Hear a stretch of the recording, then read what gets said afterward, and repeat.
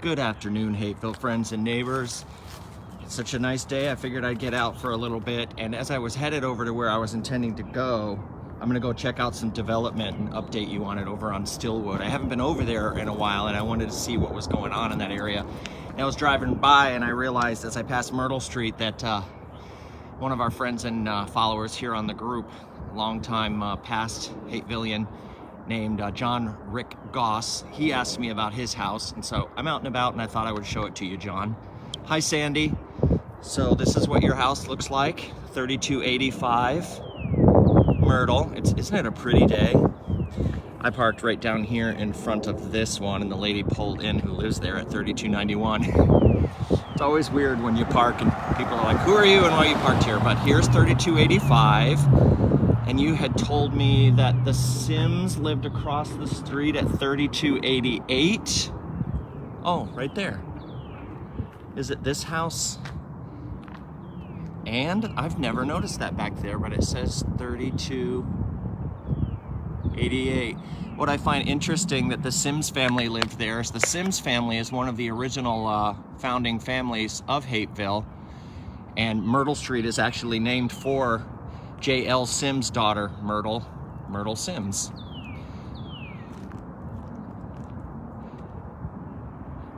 So that is 3285. I wanted to do this for Rick Goss, and then he said Dr. Coleman, back in the day, lived here at number 3281, which I love knowing. I wonder if he was a pediatrician. That would have come in very handy because, of course, here is North Avenue School. There's number 3280 and 3276 on the corner. So there you have it. I've always thought here at the corner of North Avenue and Myrtle Street with this porch here, Rick, or John, I don't know if you go by John or Rick, but I always thought that'd be a great place to live and sit on the porch back in the day when kids would be pouring out of these doors and there would be crossing guards here at the corner of Myrtle and North. But of course now this is North, it still has the original sign that says North Avenue School, but it's Fulton County uses it as the teaching museum. And there is a video if you want to go to the Hapeville channel on YouTube. Just put in the Hapeville channel and you can find a tour that I did through that school, a video of it. I didn't get to go through the whole school, but I got to go through a pretty good part of it. So I figured I would walk down. It's warm enough to walk down here and see the development that's happening down here in the old Stillwood neighborhood. When the leaves are off the trees, you can see a lot more. So I'll come over here and show you this little stone. This area, back in the 30s, I think, if I remember this correctly, was dedicated as a memory garden. You see this says the memory garden of the North Avenue School was made possible by the Jerry A. Wells Band of Mercy and was dedicated May 10th, 1933. I'm not sure who the memory garden was for, if it was for anybody in particular, but here's where it was. This tree fell down within the month, just cracked and fell. But look how beautiful it looks, even without the leaves. But look how few people come here to use this building. The Fulton County Archives are right in there. A friend of mine takes care of those. And there's the old playground. I don't know if y'all had a playground up here too, but I know there was one down there. What was up here, closer to the road? Was it all parking? What was that? I would love to know more about this house. This is a big old house. But I can't find much on it. But it's number 698 and it's divided up into apartments. It probably has been for years.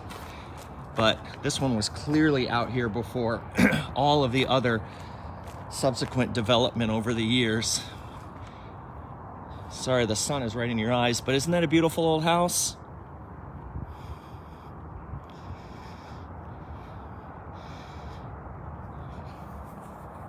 So we're gonna go all the way down here. I don't know if anything has happened since we last walked down here. We're coming up onto Oakdale. There's Sims on the left, number 720 on the corner.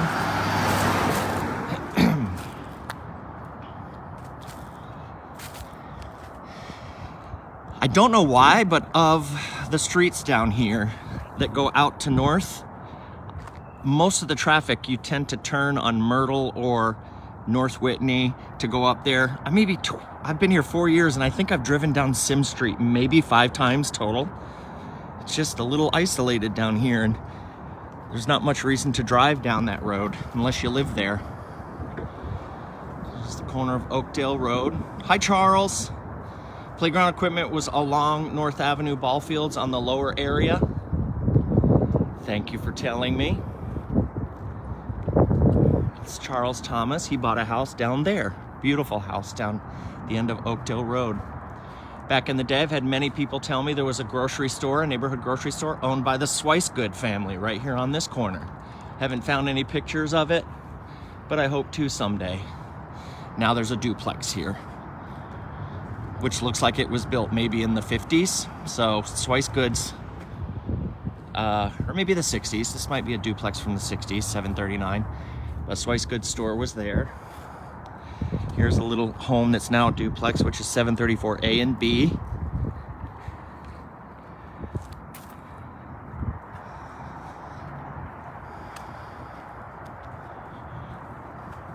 They're putting some new siding here on number 747.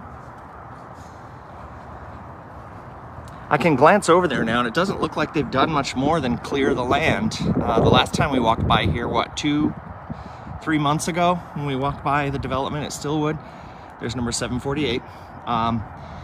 They were working on routing the water that flows through the middle of that property. And I had a viewer recently tell me she remembers, you know, we knew that all the houses on Stillwood and Springdale, they formed a circle. And she said there was a lake in the middle of the circle, which makes sense because water runs there now. And I've had other people reach out to me and say, I've seen on maps that in that area there was something called Walker Lake. Do you know anything about it, Dewey? And I don't. There's number 758, 764. So I asked this woman who brought up that there was a lake in the middle of the Stillwood neighborhood. Was it named Walker Lake? And she couldn't remember. So if anybody knows. Hi, Daria. Good to see you, my friend. Hi, Christy. The playground was where we would play tag. Well, that makes sense. Certainly does. I always loved this house. Back in the day, it was called the Tent House. And this is number 773, right at the corner of Hope Street and North Avenue. And the Hapeville history book tells us that in the Tent House, is what locals nicknamed it, the very first Boy Scout meetings were held. And there it is. It's got a nice big lot. It's just very unique. I'd love to know more about it, who designed it, and why they came up with that particular design. There's nothing else like it in Hapeville. It's number 770. Up here on the right is my friend Sharon's house. She is a lovely person. Haven't seen her in a while. I haven't seen many people in a while. I don't know if you all noticed, but something's going around. Something's in the air. So I've had to stay away from people that I normally wouldn't have to. Well, the sun's right in our face. It doesn't look like much has changed, y'all. It's just they've moved a lot of dirt around. Let's see, which way do I want to go? You can still see, though, down along here, the original sidewalk. It goes all the way down from the original neighborhood is still there. But on this end, from what I understand of the plans that I have seen, this will be where the community pool, mailboxes, and clubhouse will be. So all these people that were up against, you know, when they tore these houses back down back in like 1975 or so, then all this grew up. So these people had decades of just living out in this very isolated area. But now they're gonna have, I think it's 48 townhomes, it may be even more, single family. Charles says Patty McBarry lived there in the 70s. In the tent house? Do you know her? Can she tell me anything more about it? Oh, there's some movement going on down here. See the clear shot you got of the Ramada, the old Ramada Inn now. Wow. Yeah, I'll try to go around the other way so we can... Larry McBarry, what a great name. Larry McBarry. Here we go. Somebody was telling me the other day that they lived in this house. Actually, they said they lived on this street, the last one on the right. So I don't know if they were talking about this one or that one, number 3280. These are the only surviving original houses along Stillwood. This whole area, they all got taken out. All the way around, they got taken out. They've cleared it all out completely. It looks like they saved 4 trees down there. Just 4.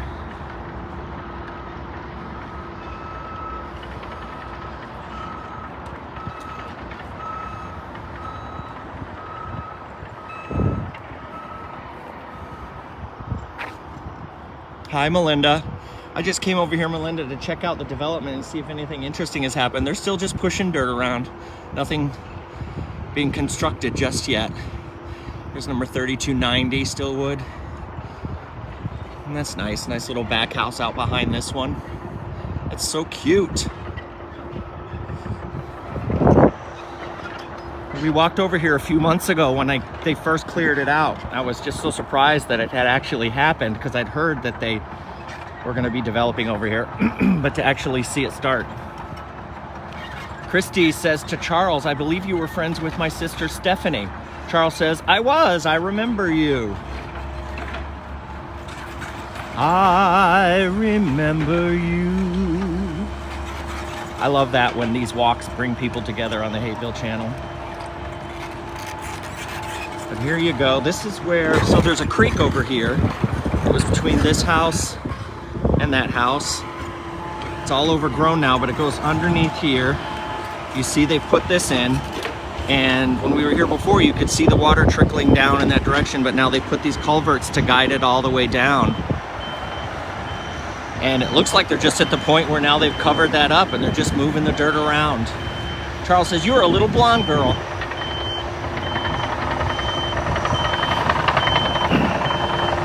I wish I could walk all the way around, but that side, Springdale, it's closed off, of course, because it's construction. There's a lot going on. Here's 3312, and then the last one on the left right here. Somebody who used to live here, I can't remember everybody who's told me what, but she sent me pictures and showed me of how beautiful her neighbor who lived over here kept all of this cleared out, and there was a little bridge that went across this creek. She sent me a picture of that, and the woman had beautiful flowers over here and everything, but of course now the creek is all overgrown in there and you can't even see. If there is a little bridge, it's gone. I doubt it's there anymore. And it just runs under the street, and now it's gonna disappear completely underneath the townhomes.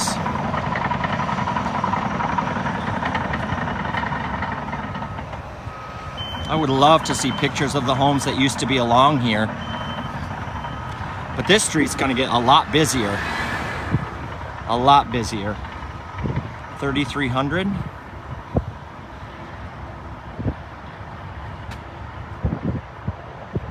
Anybody need mattress? Mattress and a box spring. 3296, and it says A, B, B2, and C. Oh, that's for the back building that we saw back there.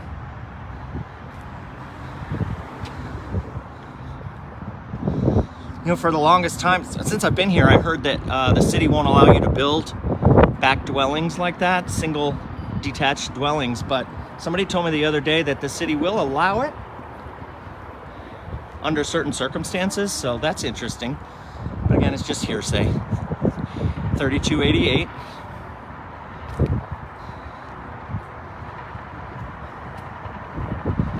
Richard Brooks says, I used to live on Springhaven. I keep saying Springdale. I'm sorry. I keep saying Springdale. That's Springhaven over there, isn't it? Isn't there a Springdale and a Springhaven? Yes. This is Springhaven, right? And then Springdale goes up to up to where Walmart is. I used to live on Spring Haven right beside the motel, right there. Right over there. Now, Richard, were you the one who told me the story about a storm coming through and they had a big sign, a Ramada Inn sign, and it got damaged and was hanging over your house, and so y'all had to leave the house in the 70s to be safe? Was that you? My friend Lisa Wolf-Pinkel popping in. Hi, Lisa. Showing my friends the development that's happening in our little town. And of course, there's 85 right there, which is a big reason why Hapeville doesn't continue in that direction anymore.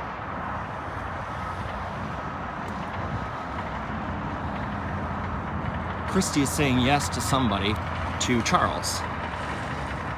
Charles said, Christy, your parents were John and Macy Barrow, and she says yes.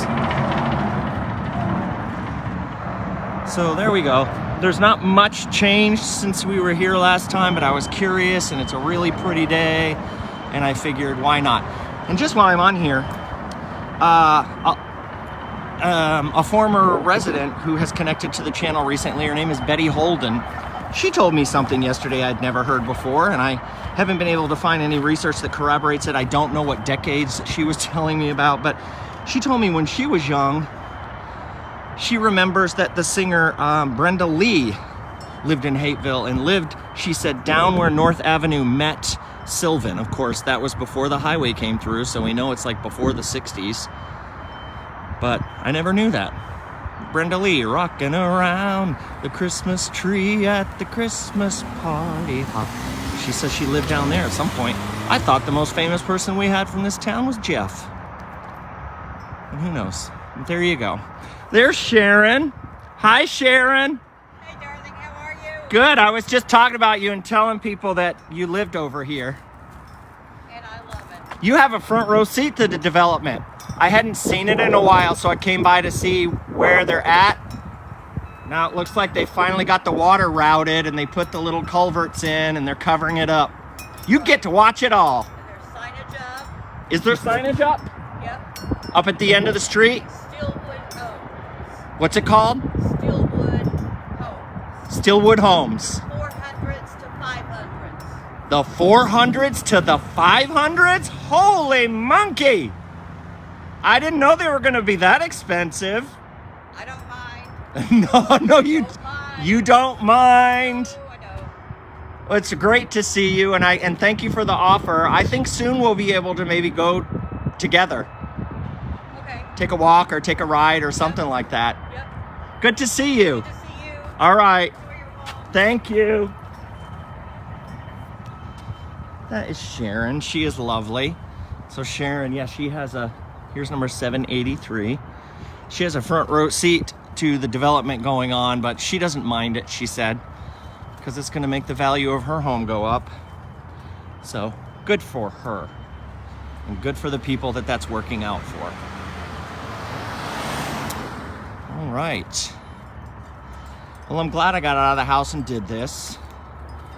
Wow, what a big, beautiful tree.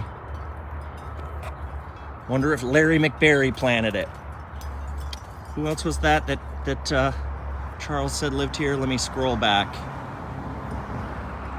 Patty McBarry and Larry McBarry. I'm gonna have to look them up in the history book. I wonder if their dad was, from what I understand, the first scoutmaster in Hapeville. He lived in this house.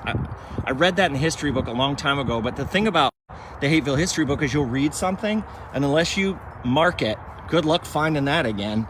They didn't make it really easy to cross-reference the book, but it exists, and I'm happy about that. So there we go, Hope Street and North Avenue. One little thing that I like is Sharon, who we were just talking to. Her last name is Hope. She says, I'm Sharon Hope wherever I go. How many people are lucky enough to get born with a perfect catchphrase? And she lives very close to Hope Street. Isn't that cool? So we are now headed back to my car. Thanks, Charles. I'm gonna look it up. I'm gonna look up their names in the history book and see if I can't find if their family was somehow connected with the whole Boy Scout thing. Number 748. Yeah, so I parked in front of somebody's house on Myrtle. It always makes me a little uneasy. It's like I was telling my son this morning, there's number 740. My son lives in Florida, and I was telling him about, you know, I live over on Walnut Street, and you're allowed to park wherever you want on a public street. But when somebody parks in front of my house, then I'm distracted for the whole afternoon. Anybody ever feel like that, or morning or whatever?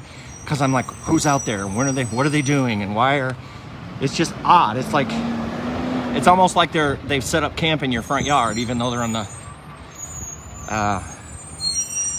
public space. It's just distracting. 724 A and B. There's a Fulton County school bus. You understand, back in the day when all of the schools were going strong here in Hapeville, you didn't see school buses, that everybody walked. I mean, the schools were all so accessible, it makes sense to me that there wouldn't have been school buses. We don't see very many now, but we have them.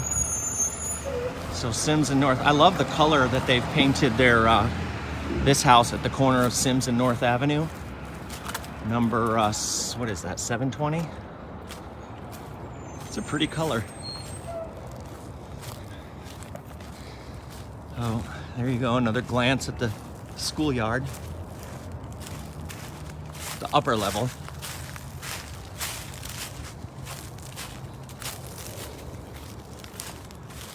David Underwood says Ray Stevens attended Sylvan High School. Who is Ray Stevens and where is Sylvan High School? I've never heard of that.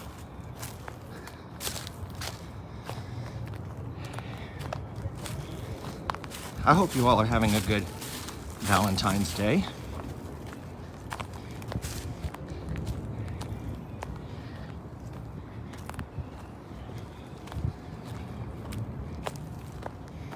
What time is it? 4 o'clock. Somebody leaving work from the school. All right, let's cross the street. Here's the back of the house that used to be Dr. Coleman's house. I'll have to look him up in the history book as well. They loved to write about the doctors back in the day. Doctors weren't nameless and faceless like they tend to be on a large scale now. Like, it seems that in small towns like Hapeville, you'd have a family doctor. A lot of your neighbors had the same doctor. He lived in your neighborhood, and you actually had a relationship with your doctor for years and years and years. So I'm guessing that Dr. Coleman here at 3281 was one of those types of physicians. Now I wish I could find one for myself. I need a GP. Ever since I moved here from Manhattan, I haven't had a GP. And I'm very picky about the doctor that I want, you know. But here again for John Rick Goss, it's number 3285, where he lived as a kid. And I'm parked in front of, well, this is 3289. There we go. Okay. Well, I thank you all for joining me. And you all create yourselves a great